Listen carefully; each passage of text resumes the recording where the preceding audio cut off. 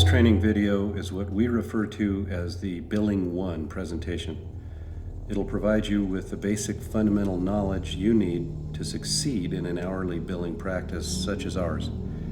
Even if you think you already know all there is to know about this subject, please pay close attention, for you are guaranteed to learn important things about billing that you don't already know. Time is money. Nowhere is this saying more true than in an hourly billing practice. Billable hours are a common source of stress for litigators, but this does not need to be the case. Now, what you'll learn in this video, very simply, are the firm billing requirements and the firm's bonus options for hourly production, the best practices for tracking and recovering billable time, the firm's online billing software and some tips on how to use it, and some ideas that will really help you in terms of managing and meeting client expectations, which really sits at the very core of success in a billing environment such as ours. It makes sense to talk about two things together.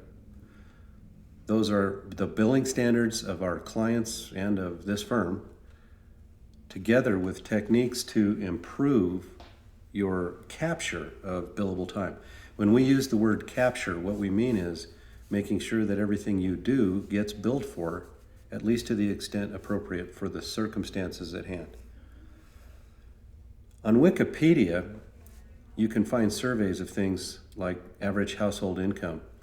In 2005, the average household income in the U.S. was less than $57,000 per year. Many households earn this figure by combining paychecks for two working parents. Virtually all lawyers in this firm earn more than that by themselves, not counting what we provide for you in terms of health insurance and other expensive benefits.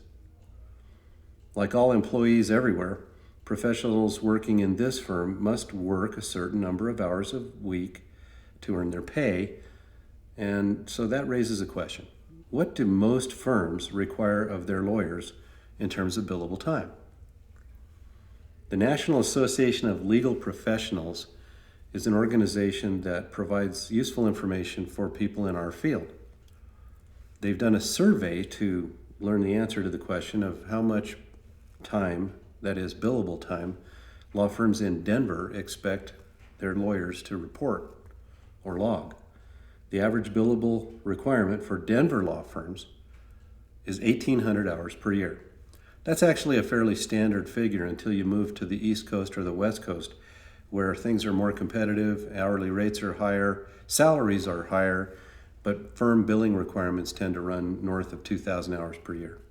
But in Denver, the average is 1,800, and the billing requirement for this firm is 1,800. Now, that's for lawyers. We have a requirement for legal support staff is 30 hours per month. 40 hours a week is a typical work week, but the 1,800 billable hour per year figure is averaged over a weekly basis to 38.5 hours. Details of our firm billing requirements are on the backroom website at gojosecure.com. I strongly recommend that you read that carefully, because knowledge of that written policy is not covered merely by watching this video, and this video is no substitute for knowing the written details of our policies. So first, let's talk about the hourly production bonus program. Aside from telling you what our minimum requirements are, that is 150 hours a month, 1,800 hours a year, or on average 38.5 hours a week, we also provide some substantial bonuses for lawyers that move just a little bit upward from that minimum requirement. And that production bonus is officially entitled the Hourly Production Bonus Plan, and it also is detailed in writing on the firm's private website at gojosecure.com, and you should read it carefully, because what you'll see in this video is just a summary of the highlights of that plan, and it contains a lot of specific caveats, stipulations, and requirements, as well as key definitions that will influence your ability to earn the bonus. The basics of the production bonus are as follows. We have divided the bonus levels into tiers based upon how much you bill. Now, keeping in mind that the 150 hour a month firm requirement is a minimum, you can see from this table, which you will also find on the policy in the Gojo Secure website, the bonus starts at only 5 hours above the minimum requirement. So for those of you who turn in billing on a monthly basis that rises up to 155 and above, from 155 to 170, you are receiving as pre-tax income $25 for each of those hours. Then as you move further upward from there, any hours you bill that are north of 170 up through 185 hours per month are compensated in addition to your base salary in pre-tax dollars at $45 for each of the hours billed in Tier 2. And that number at 186 goes up to $55 per hour.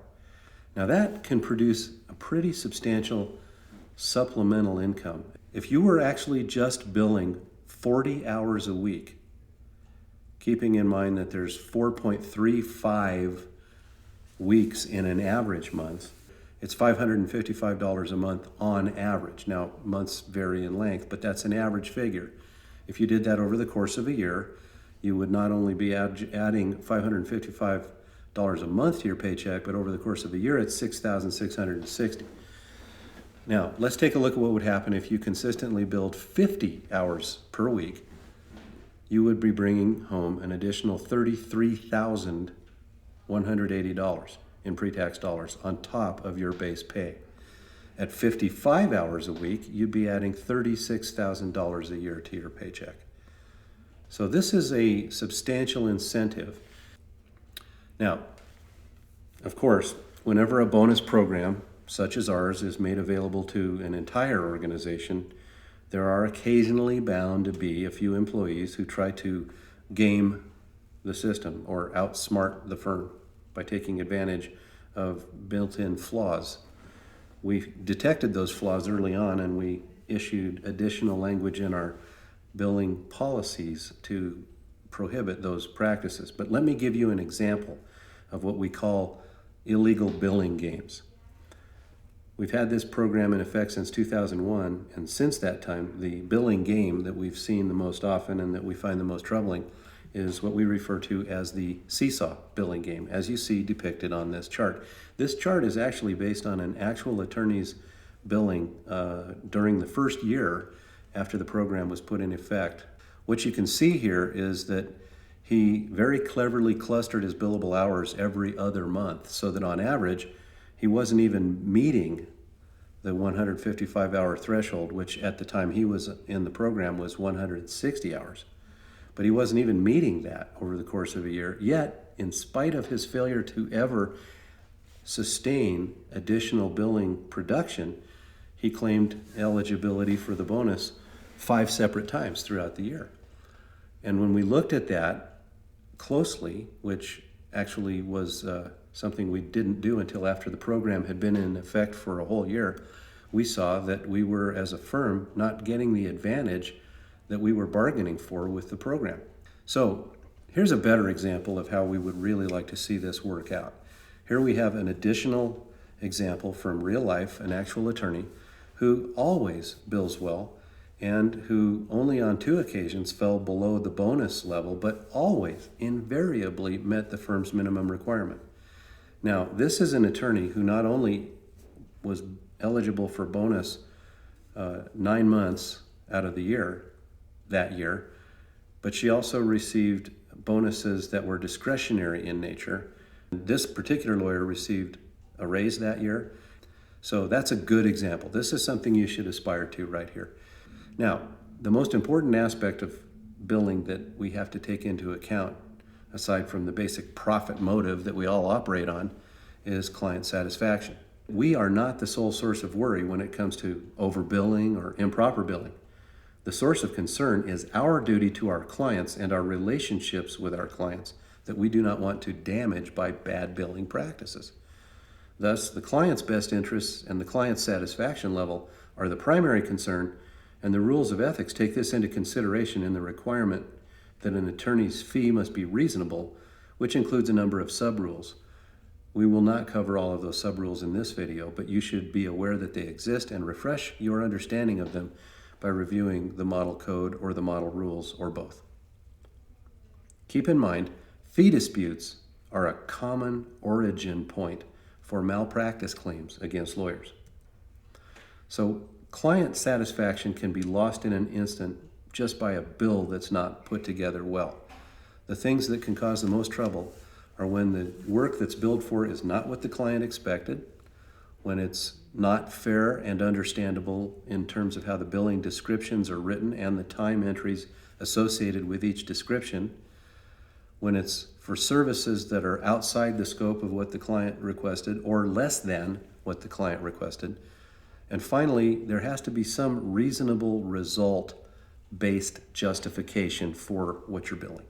That does not mean that an hourly billing attorney has to win every case in order to be entitled to bill the client. We bill by the hour whether we win or lose. But the results that we talk about in that circumstance are the delivery of quality advocacy and a well-handled file that includes frequent communication with the client. And that's two-way communication. We don't just tell them what we're doing, but we listen to them and we make sure that they understand the process realistically. So from this you can see that we have a tension that exists between our goal of billing as much as possible and the inherent restrictions that keep you from going too far with your billing. The key to this balancing act is to take into account the value of your services when you decide how much to bill.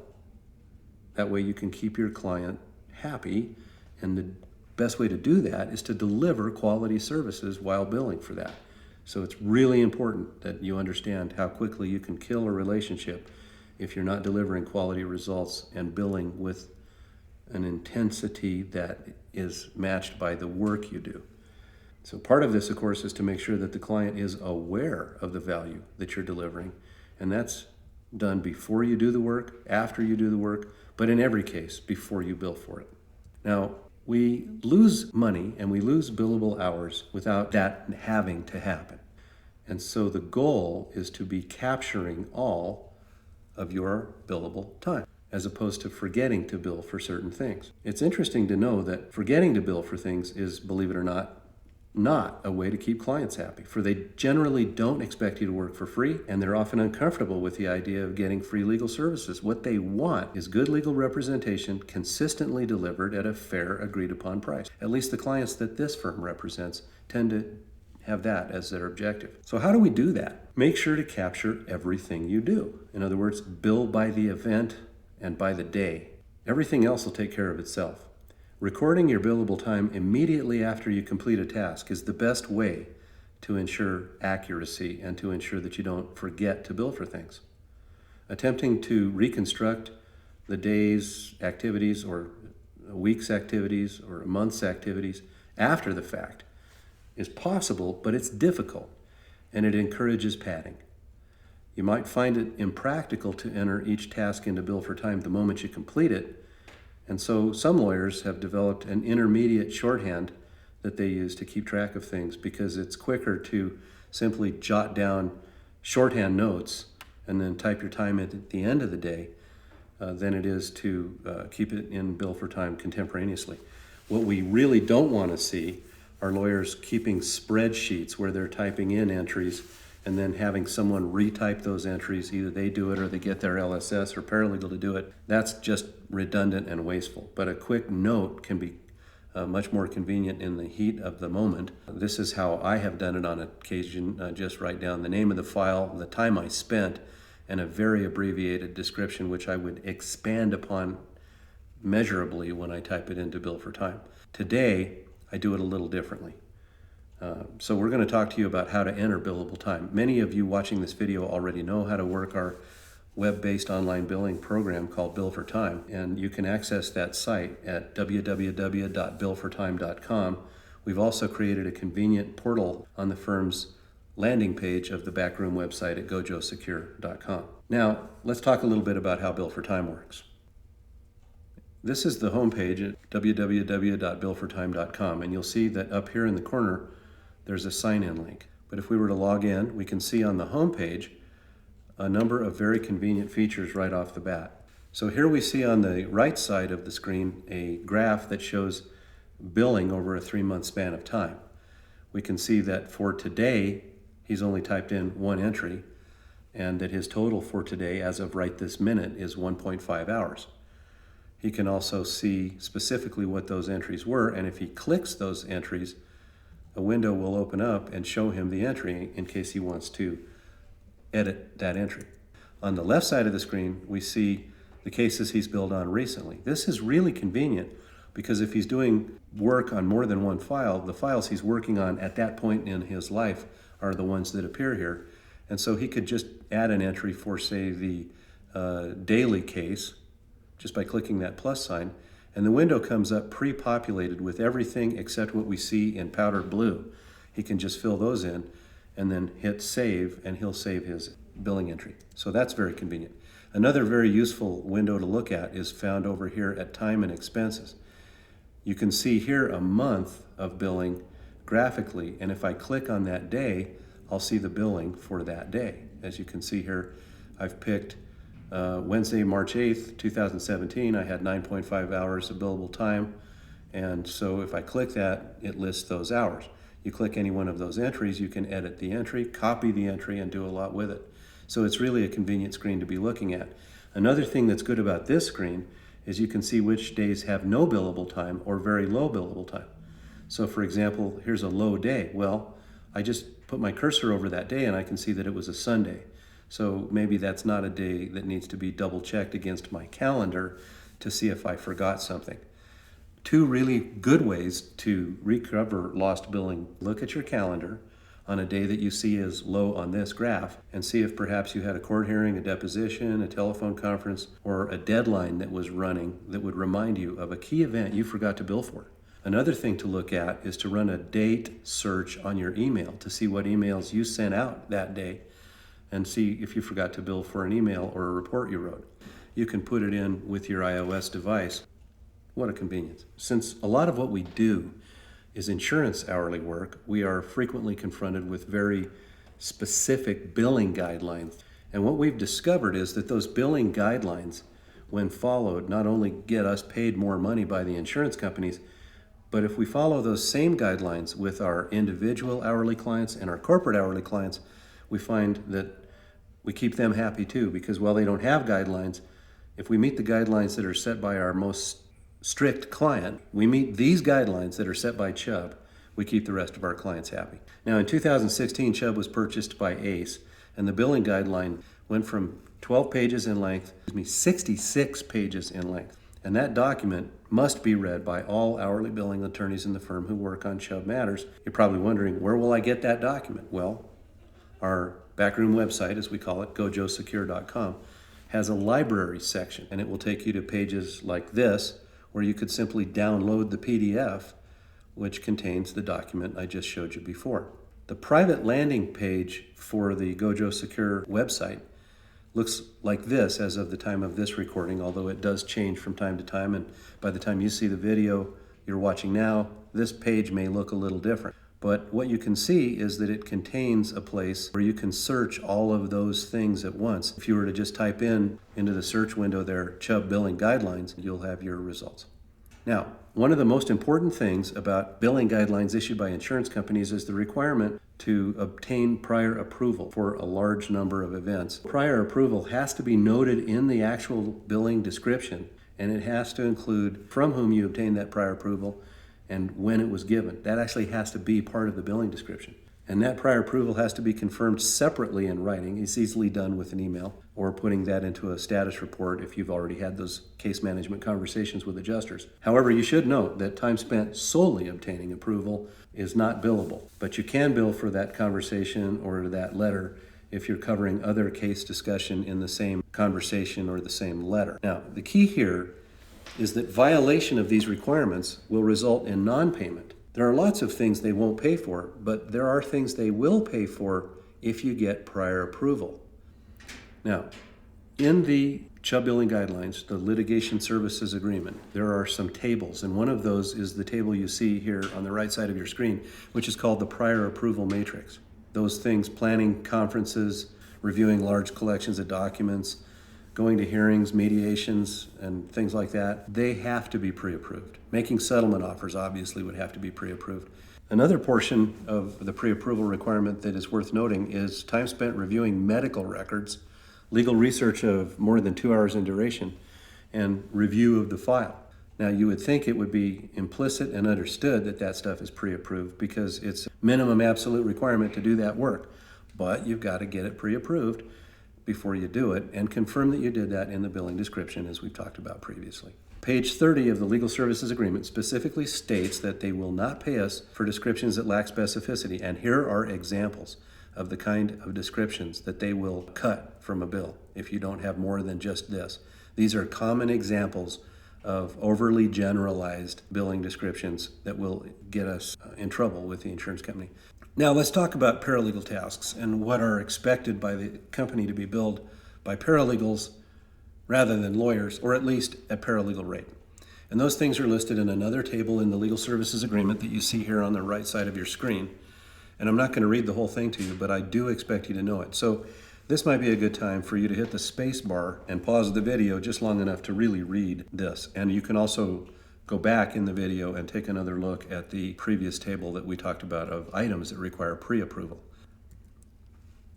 There are also two tables that show what is just plain non-billable. The first is stuff that they believe is to be done by secretaries rather than paralegals, and they don't pay anything for secretary time. They assume that's generally part of our overhead. And then a broader category of overhead for a lot of things that they just won't pay for. So be aware of what those items are. If you're chronically billing for stuff that they cut, it makes us look bad. It's also a waste of your time to bill for stuff like that. And very often, it's stuff you could have billed for, but you billed it in a way that makes it look like non-billable. So what these two tables do is they give you a heads up as to the type of description that will get the item cut. So if you're doing something that you could and should be able to bill for, just be sure you don't make it look like one of these items as listed here. If you're going to bill for legal research of more than 2 hours, you obviously have to get pre-approval. We've been successful by getting pre-approval even for research less than 2 hours. While it's not required, we find that it keeps us out of trouble. It also keeps the adjuster happy, and it keeps us in good, useful, and meaningful communication with the adjuster, which is how we make ourselves user-friendly. So the user experience of working with Godfrey Johnson is better than our competition. So remember, you have to obtain authorization for more than 2 hours, but we get it for less. Confirm that authorization in an email or a letter. Track the research time by specific issue and be clear and explicit in your billing description of what that issue is. So here's an example of a billing entry that would meet that criteria. Performed legal research as authorized by claims examiner Sally Schur regarding the standard of care applicable to licensed mechanical engineers. So that presupposes that you would have had a conversation with her where you'd explain why that's worth researching. You would then bill for it in this fashion after first shooting a note out to her that says, this will confirm that you've authorized me to do this work, this research. Now, as we talked about earlier, we can set Westlaw to email a billing reminder to you after you complete research. Here's an example of what that billing reminder looks like. You can see here we have just 10 minutes of research that was done on March 15th in the Voss case. If I want to know what was researched and I want a history of the research sent to me as an attachment, that can also be done. I like that to be sent to me in PDF form. So we see here that we've got 10 minutes of research, which we would then bill at 0.2 hours. Now let's take a look at how we can program Westlaw to send us those reminders. First we log in, and then we identify what client we're working on. But to set the program to send those, you go up here to the profile settings that you can see here, and then click the heading that says Westlaw Preferences. This screen will pop up, and you'll notice there are a number of tabs across the top where you can set all these different categories of preferences. If you click History, you'll see that you get the option Send History at Sign-Off. You need to check that box. Type in your email in this box, and then specify the format you want for the attachment that will give you more information about what type of research you did. Since you archive rather than delete all emails, You'll also have this information to quickly go back and search. Let's talk more about getting that pre-approval and the methodology that can make it easier for you to stay out of trouble. The first thing you need to do is to know what you're trying to get approved. What is it you're going to ask for? You have to know what it is before you make the request. How do you do that? Well, case planning is your answer to that question. Case planning is when you list the steps you're going to perform based on your tactics, your strategies, and all of those items that are covered in the firm's case planning procedure, which is one of the longest written procedures we have, but it's also one of the most useful in turning you from a reactive lawyer into a proactive lawyer, and it is absolutely the most useful in terms of managing the client's expectations by satisfying their requirement that we plan cases in advance, get the approval in advance, develop budgets in advance based on a knowledge in advance of what steps we're going to perform. The best way to do that is laid out in black and white with gorgeous checklists in the firm's case planning procedure on gojosecure.com. So Chubb's Legal Services Agreement, like many insurers' plans, favors treating the case in stages. And in the case planning bulletin, you will find that we divide litigation into 6 stages covered in the bulletin. It's therefore essential for you to understand the key parts of each stage. And if you were going to use the case planning bulletin to meet these requirements, you need to know how to do it. So let's show you quickly how that would work. Now, by the time you're watching this video, this may have been changed to the degree that it'll look a little different than it does as of the date we made the video, but you'll find a terrific amount of information in the case planning bulletin. You'll find a table of contents at the top that makes it easy to navigate to various sections for quick reference. But there's also a lot of illustrations that give you pictures of things that talk about how to drive the case using strategy, and the output of that process is a task list. That's all explained so you understand strategy drives tactics. It's covered in the bulletin in detail. Then when you move into the tactical stages of case planning, you can see these are the 6 stages. Each of these stages has key objectives by topic, and those in turn drive extensive checklists that are constantly growing in the firm. There's a general description of the theory in each of the stages or phases of case planning, but there's also a checklist for each stage. In the stage 1 checklist that we see here, there's a large number of useful items. Not all of them will apply, and the descriptions that are used here are generic.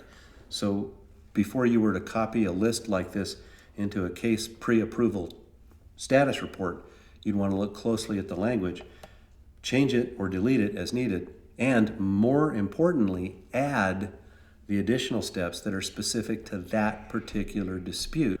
So let's say, for example, I wanted to send a status report or just a quick email saying, here are the stage 1 items that you've authorized me to perform based on a conversation you have with the adjuster.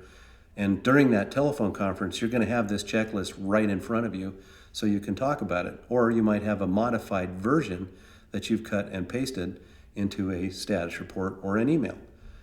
Over the years that we've been running a billing firm, we've discovered a number of repeating patterns of billing problems. So we've created the Gojo Billing video number 2, Dangerous Billing Entries, to provide you with a detailed understanding of the most common pitfalls that get lawyers into trouble with billing and how to avoid them. Please watch that video carefully after you've mastered the material in this one, and you will be a master biller.